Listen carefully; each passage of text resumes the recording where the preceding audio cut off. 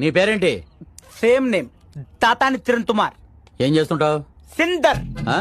అంటే సిందర్. ఓహోహో సిందర్. సింగర్ అని చెప్తున్నాడు సార్. అయితే ఓ పాట పాడరా. ఎందుకు వద్దు?